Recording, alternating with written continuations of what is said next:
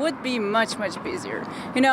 Judging from all the videos and movies, Vegas is just crazy and there's party everywhere. And then we arrived here and it was like that city.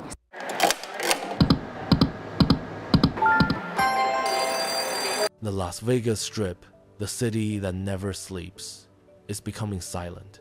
Casinos are getting empty and the vibrant energy has vanished. But behind these flashing lights, casino workers have revealed a heartbreaking truth.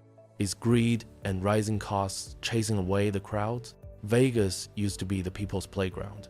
Many people believe at least part of the downturn can be tied to higher prices, especially right there on Las Vegas Boulevard. But is that really the case? You could walk in with a few bucks and live like royalty for a day. Cheap meals, free parking. The buzz of the slot machines gave hope. Crowds packed the streets, alive with dreams and chance. I used to come out here and vacation and prices was good, but I've been here for 2 years, so no, it's crazy now. Then came the slow death, not overnight, a creeping change. Wall Street stepped in, thinking numbers over memories. Greedy hands added fees everywhere, resort fees, parking fees, drink surcharges. Every dollar squeezed from visitors until the magic faded. And the crowd? They paid for it, then turned away. And revenue. But 8 News Now reporter James Schaefer shows us which Valley casinos have weathered the storm by betting big on the suburbs. At first, a few pushed back. Old-timers warned, this is a slippery slope. But the lure of profits drowned out warnings.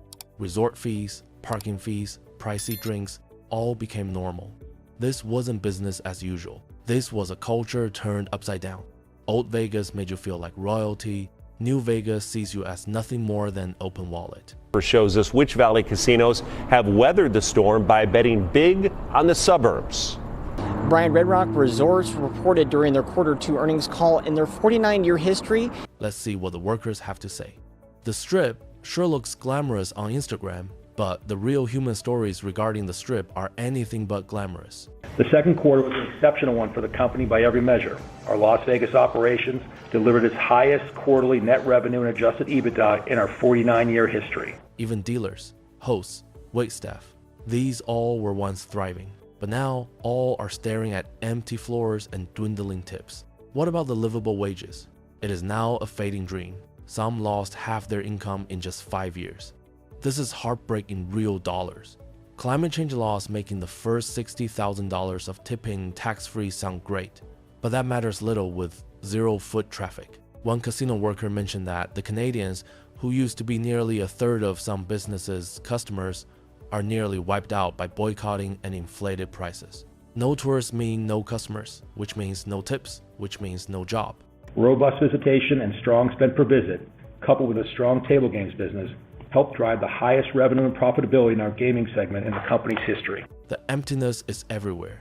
Lobbies that buzzed with excitement are now silent. Streets that were mayhem until dawn are now eerily still. On social media, people shared messages with pictures of the deserted walkways, empty gaming tables, vacant buffets. One caption says, "Vegas is dead, bro," with numbers to back it up. Surveys report the number of visitors dropping, occupancy rates down, room prices falling, even the number of airline arrivals is dropping. Red Rock Casino says it's also your new neighbors contributing to the change as home construction continues on Summerlin West, Cadence, and Inspirada. Those new residents directly linked to the nearly 10% growth this year alone. The Strip is not broken, not by a long shot. Here's a paradox. Far fewer people are coming, but casinos are making more money from those that do. The big shift in the business model from a volume to an exclusivity model. Instead of attracting mass quantities of middle-class visitors, properties are courting international high rollers, big spenders and convention goers who will pay up for a glass of well drink, a hotel suite, or a show ticket. The only thing that has changed? The Strip is feeling empty, quiet, sterile.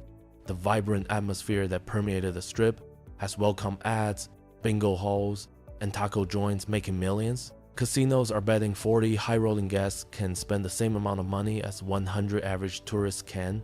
Who knows, in the spreadsheet it works, but it has destroyed the very essence that made Vegas so attractive. How are the locals casinos doing? Because their market is already here. Everybody here is so friendly. and today we're on a day date. So kids are in school. This is perfect time for us to go out. But this can't last. The whales, they can swim away anytime. Macau, Monte Carlo, anywhere. The regular folks, many have already left. Vegas isn't for everybody anymore. The sense of belonging, scratch that. The Vegas for all has been lost. Through the summer slump, we know that a lot of the resorts on the Strip and the hotels downtown have been suffering because of the lower visitor numbers. Ask folks, and folks say the Strip is not feeling like the people's playground anymore. The quiet isn't just a financial issue, it's emotional as well. People miss the vibe, the feeling that anyone could walk in and somehow lose and win themselves in some sort of adventure, be that they were going to run out of money or hit the jackpot. Today, the welcome mat has been replaced by a wall. Chatter and whispers of surcharges for everything, room rates unreachable, and comped services turned into aggravated upcharges abound. The city might appear open under local and state hospitality codes, but it feels decidedly off limits from a feeling and spirit standpoint. Even folks who have worked here for decades and gone through a myriad of ruptures, the sentiment is the same. Vegas isn't for everybody anymore, and you can tell. I feel like I've grown up here in this movie theater. I always come to this movie theater, so it's always nostalgic and feels safe and fun. Well, you can go bowling, there's an arcade, places to eat, watch movies, so a lot of things for us to do. Loyalty is being chipped away. If customers see their vacation dollars being gouged with additional fees, an extra $50 for a buffet, and the $25 fee for parking, they won't feel lucky or special. Rather, they will feel burned. And burned customers do not return. The cost of squeezing every last dime from the bottom line. The Strip stays shiny, but the juice, the joy invoked when the crowd erupts in unison, has begun to flicker out. For workers, each customer loss takes the form of a multifaceted loss. Their jobs, their hours, their sense of community. For the city, it is a little bit of their soul lost with every lost spark. A North Las Vegas casino that's been around for decades is preparing to close its doors. The Poker Palace first opened back in 1974 with just one bar, one blackjack table. How did we get here? The system has only one motivation: continual growth. Each decision made relates to the requirement for short-term performance. Clearly, there are investors who expect continuous improvement each year, and shareholders expect the same. The CEO lives by the next earnings call. The pressure to satisfy all stakeholders forces every decision to pass through a single filter. Will it improve the bottom line this quarter or year?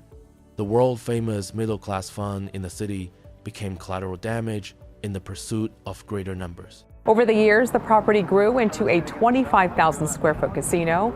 Executives rarely find themselves in deep discussions about philosophy. No one has waged a war on the little guy. It's just a product of that same 1,000 forms of small and tiny changes. Complimentary drinks a bit less complimentary, more difficult to receive comps, services provided based on availability, etc. Each reduction makes logical sense in the boardroom, but collectively produces a mountain in the real world that effectively functions as a wall that keeps most everyday families from returning. Coverage continues now. Mass deportations of undocumented workers and workplace raids at Las Vegas casinos appear unlikely. Vegas once sold a dream, a notion of myth that anyone could attain at least for a weekend. Now, the dream is a far-off myth. The city is still here, with neon shining and the spins still spinning, but the dream is running on empty. By the time my guest finally decided to leave, he has seen the cost up close. The hardest part? Seeing the locals not return, seeing employees losing their hours, lovely seeing the pulse of the city slowing down year over year. He tells me about those meetings, the meetings when he voted with the group, kept his mouth shut instead of fighting harder, rationalized each and every change in the name of survival. At the time, it felt like we were just keeping up. He reflects, I just realized we were sacrificing the future for the present. There was disappointment in his voice, not the melodramatic voice of a baddie, but the disappointment of being one of the many who signed up as a follower. This summer, Las Vegas encountered new tourism challenges, translating into lower than average visitation and revenue. The truth was, not participating was the only way he could stop contributing, even if it was to a city he actually liked. I wasn't in a position to save Vegas, he said with a shrug, but I could stop supporting its hollowing out. The scene on the Las Vegas Strip looks nothing like it used to. For decades, Las Vegas was exciting because people meant energy, busy casino floors, bright street corners, people from anywhere and everywhere mixing, a fantasy city mapped. All of that seems to have lost its sheen. The neon lights still flash away, but there are fewer faces on the strip, and the gaps were getting larger each month. That is, $500 one night is $200 the next. So those numbers move around a lot. Las Vegas has never had a lack of marketing promotion for its data, but now, as 2025 is rapidly unfolding, the story is rather grim. The city hosted about 3,100,000 visitors last June, which was a staggering minus 11.3% versus June of the previous year. That's not a hiccup. This is a blatant decline, impacting hotel stays, casino action, and all the businesses who have lived off tourist cash for generations. Occupancy fell hard, nearly 15%, and international tourists were down over 13%. No 2 years of the pandemic felt like this eerie mix of open doors and silent lobbies. So what makes casinos different than pretty much every other business in our company? It comes down to one word, really: regulation. It's more than just a single month. The Strip has been tracking one loss after another all year, with 6 consecutive months of fewer visitors. That's a pattern that has real repercussions on the people who keep the city alive. Workers in restaurants, carpets, bars, and showrooms. Every less tourist means less tips, fewer hours, and less belief that next week will be better. Many long-tenured Vegas workers are calling this the hardest year they've ever lived through, and no one knows when the spiral will break. There are many different explanations, but none of them capture the whole picture alone. For one, Americans and foreigners are feeling the pinch of rising costs all over the place. Food, flights, rooms, and especially entertainment. Many visitors used to extend their trips or come back for repeat weekends, but now more people are shortening stays or checking out other cheaper destinations. The effects of high fees, inflated parking costs, and plain old food prices are not just an internet complaint. They are pushing people away or pushing them to the less expensive properties off of the Strip. What we have also seen, however, in the last several years is that the larger resorts in Las Vegas seem to be attempting to transition to a different type of market, to a more luxury, more expensive offering. Then there are certain policy hits. A change immigration fee, for example, is adding new costs for international travelers from certain countries, making Las Vegas less attractive compared to vacation spots in Europe. The heat isn't helping. Our summer is reaching record-breaking heat with 2 nights in a row of 111 degrees Celsius or higher, making every outdoor experience miserable. More than a few visitors decided to just shrug their shoulders away from Las Vegas and spend their summers elsewhere. So do you think that people who would ordinarily come here for the weekend right now are just a little uneasy about leaving California? California has been Las Vegas's bread and butter for years, and that's changing. This summer, travel from California into Nevada dropped over 4%, and airport arrivals from the Golden State took a nosedive. To put it simply, far fewer Californians are making the trip. It was once commonplace to see throngs of people from Los Angeles, San Francisco, and other metropolitan areas fill the casinos and showrooms, but in 2025, those crowds are now thinner, replaced by empty tables and unsold show tickets. I'm very concerned because it's slow. When I drive down the Strip going to work in the morning and I barely see visitors out there. It's not just domestic travel either. For international travelers, who numbered in the thousands and made up around 12% of Las Vegas visitors in recent years, Las Vegas has lost to overseas cities, along with other US locations, driving down revenue. With so many people skipping Las Vegas in favor of European cities, the Strip has lost not just revenue per visitor with day-to-day spending, but the excitement that comes with a truly global visitor. For the servers, dealers, and housekeepers in Las Vegas, a loss of bodies is more than just a simple count. It's a kick to the wallet. Every day with fewer guests means fewer tables to service, less tips, and sometimes even fewer shifts. Vendors that once had back-to-back events now line up hoping for a gig. The cash flow that used to flow through the city like water is now reduced to a trickle, while worry and resentment flow in its place. All of the hotels, not just the big ones, all of them are trying to manage that inventory as best they can. The shrinking crowds aren't just a loss for the casinos. The reverberations spread outwards to every dry cleaner, nail salon, taxi, and convenience store around.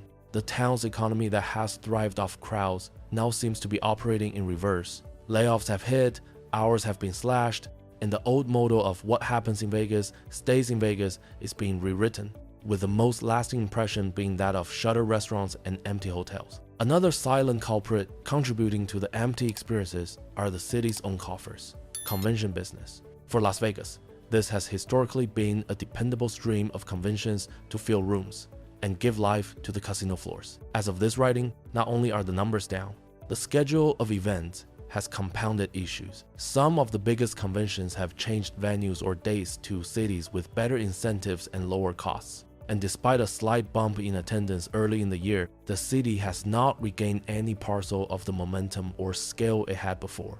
This is simply illustrative of how susceptible Vegas is to fluctuations in the larger travel and events economy. You know, and this is the time Las Vegas has always felt like the gateway for the world, but international tourism has taken a serious downturn this year.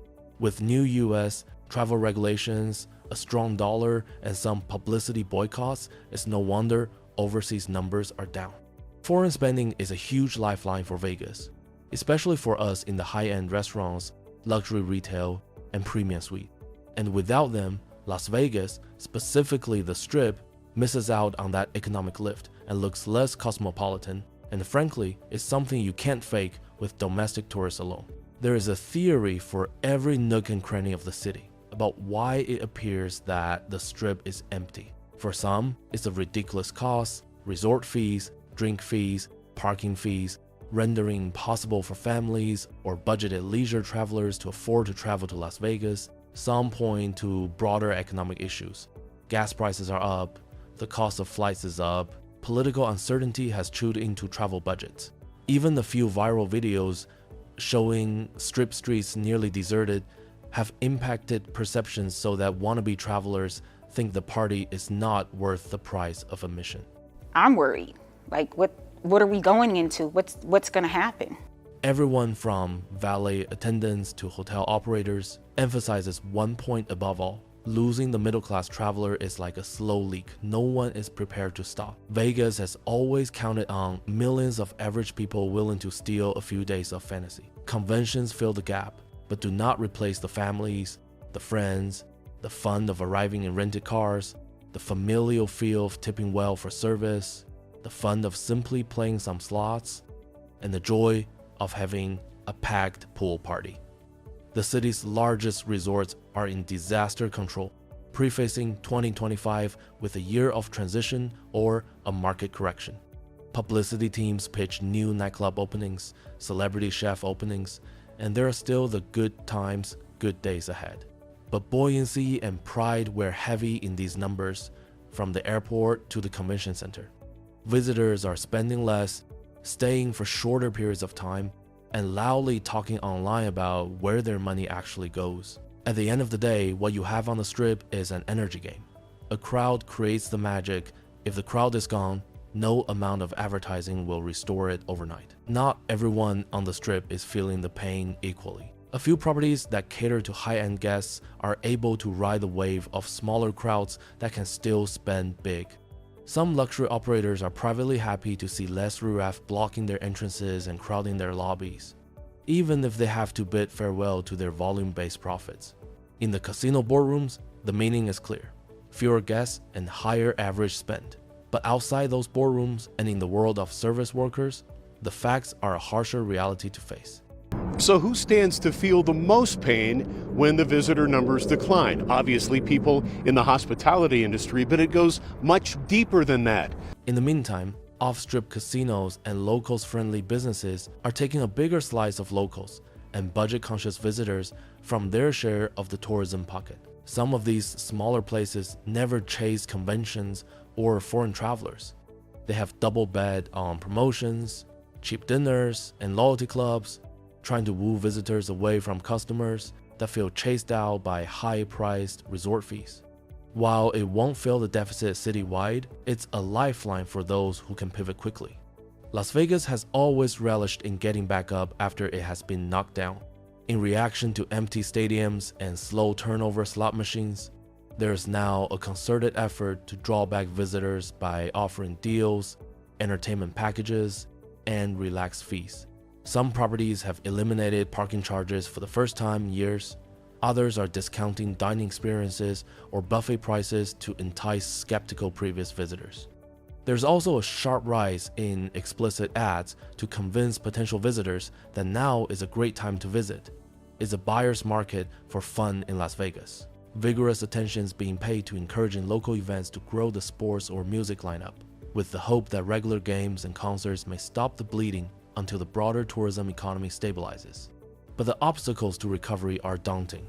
For most, people need to believe that the trip is worth it again, that their money buys fun instead of disappointment, and it does not feel like a loss in the process. Talk to old-timers and listen to the nostalgia flow. Participants swap stories about how a 5 prime rib dinner seemed quite endless, or the euphoric sense of finding their way to Vegas and getting treated like a king, regardless of how fat your wallet was.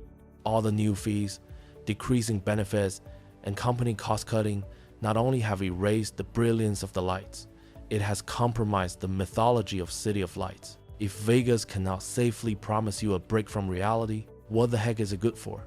Some longtime local folks have hoped that Las Vegas will figure out its purpose and start to remember where it came from before the crowd is gone. Others are not as uplifting, figuring the energy and sensation that became the blueprint for the Strip being world famous cannot simply be resurrected with price changes. It took generations to build the reputation of the city, and only a few short years to eliminate the very crowd that represented it. Each quarter, executives look at revenue sheets and occupancy numbers, wishing for a quick turnaround. The stakes are more than just numbers on the chart.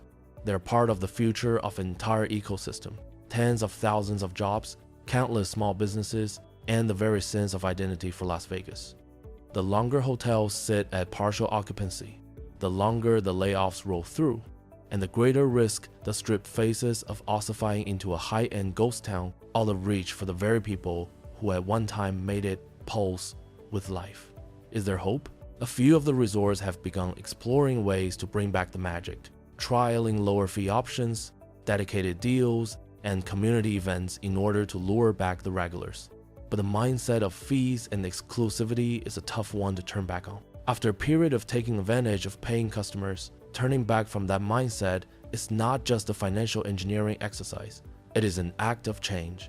Las Vegas could again reinvent itself, but only by having faith in the very people that it was built up on. And this brings us to the crux of the conversation for all of us. Las Vegas is not over yet, but it is on the brink of losing what continues to make it iconic. Behind every lobby you walk into devoid of life, every empty dance floor is a set of decisions. Some made with some amount of good faith, some made only by expediency, and some made simply out of pressure. Los Angeles never had an inherent soul. Vegas was born from hope, from dreamers believing they mattered. If the Strip decides to play the long game, not just the next quarter, that magic could return, but it's on the line. Until then, the city must come to terms with the real reason it's empty. Not just economic headwinds, but a slow betrayal of its own people, workers, and dreamers alike. And for those left cleaning tables, spinning wheels, or wandering quiet casinos, all that's left is hope that someday someone will bet it all to bring back a little of that old Las Vegas magic. The narrative in Las Vegas in 2025 is more than vacant casinos or falling visitor numbers. It is a city experiencing profound changes in identity that extend beyond tourism and gaming.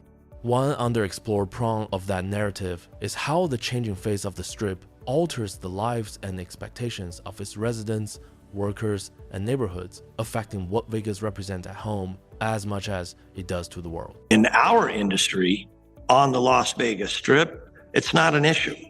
Why not? Well, it's heavily regulated. Most industries are not regulated like gaming. Las Vegas has been a destination for decades, not only for tourists, but also as a place to pursue personal reinvention. A city where the bright lights offered opportunity, excitement, and escape. Life was lodged within the constant flow of visitors bursting into casinos, shows, and restaurants.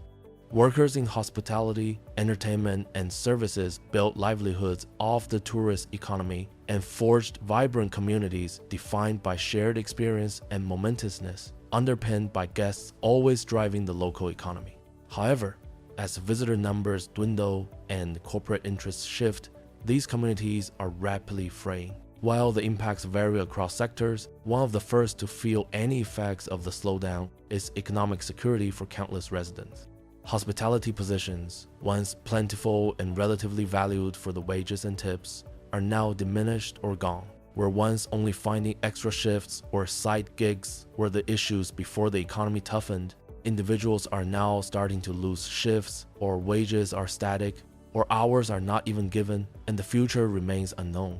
This squeezing effect rippled across neighborhoods where many families have called these homes for generations, and is making residents consider where and whether they can afford to stay put.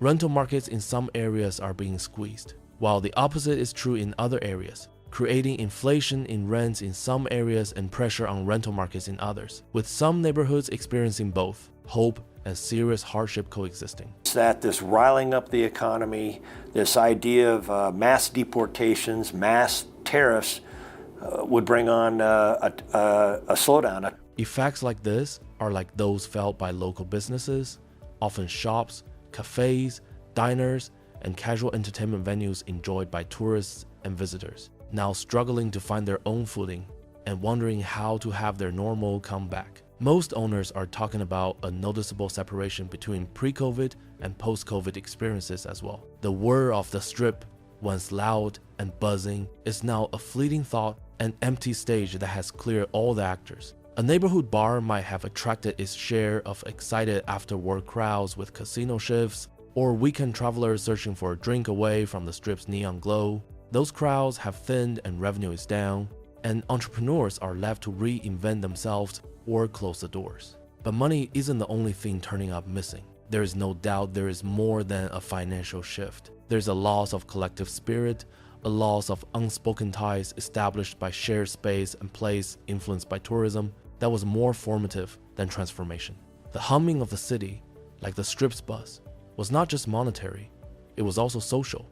It was the festivals, it was the local shows, it was smiling workers and anxious street performers, and all the other indicators of an urbane and vibrant culture that buoy residents just as much as it flabbergasted tourists. Now, when the streets are quiet, an absence of impromptu exchanges reinforces a solitude pierced by even the most animated neon signs. That feels really unusual. Who on earth ever heard of spending $600 or $700 a night for a hotel room in Las Vegas?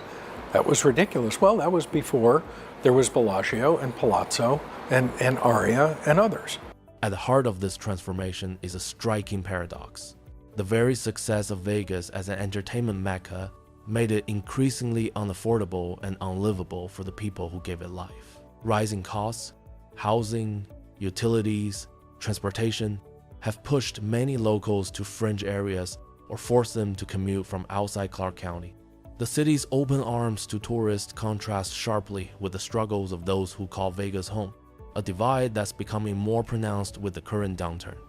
In this tangled intersection of economics, culture, and identity, Las Vegas in 2025 offers a story seldom told, not just of a city losing its crowds, but of a community quietly fighting to hold on to its soul. The quiet streets and shuttered venues are symptoms of deeper stresses, but they also create space for reflection, innovation, and hope. The question is whether Vegas's powerful allure, forged in neon lights and boundless energy, can evolve to embrace a future that truly serves all who live in and love this desert city.